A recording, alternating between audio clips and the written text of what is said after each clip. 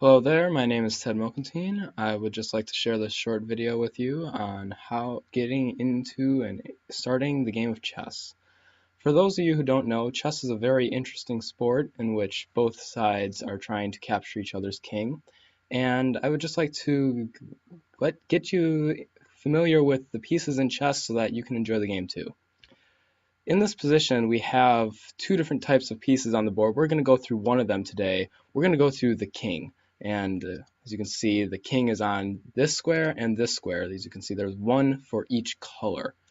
The king is the most important piece in the chess game because if you lose your king, then you lose the game. So you do not want to lose your king. If you end up capturing the other person's king, you will end up winning the game, and that will set up the entire objective for the chess game. Kings can move in any direction that they please. So I could move my king here, here, here, here, or here. I cannot move my king off the edge of the board because he would end up falling and dying eventually. So let's see what happens when I move here. It allows me to move there perfectly fine, and it says that the king has moved to this square. Now, kings cannot move two squares, though. If I would try to move my king over here, it's not going to let me, or over here, or all the way across the board. The king is not going to be able to move two squares.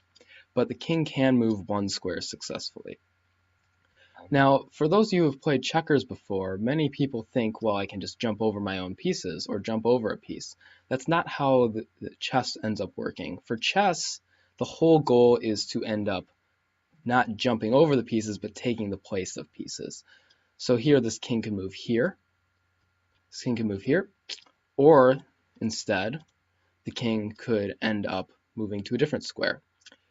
The only problem with this here is the king cannot move on this square because his own piece is on that square and he cannot take his own piece. Instead, the king would have to move around the pawn and be in order to have a way of getting across. The other way the king can move around the pawn is, well, some of you might say, hey, it would take longer to move this way than it would to move this way around the pawn. And that is correct. You could end up taking this pawn and removing it from the board. And as we see, the pawn just goes off the board and is no longer here. Let's see, you just see that again. The king takes the pawn and the pawn is gone. Now, one last thing about the king I would like to show you, if you are interested, is that the king cannot actually move next to another king. As you can see, the king cannot move here or here.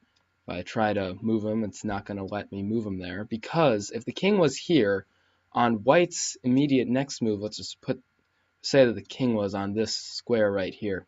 On white's immediate next move, white would end up taking that king, and white would end up winning the game because the king would be taken.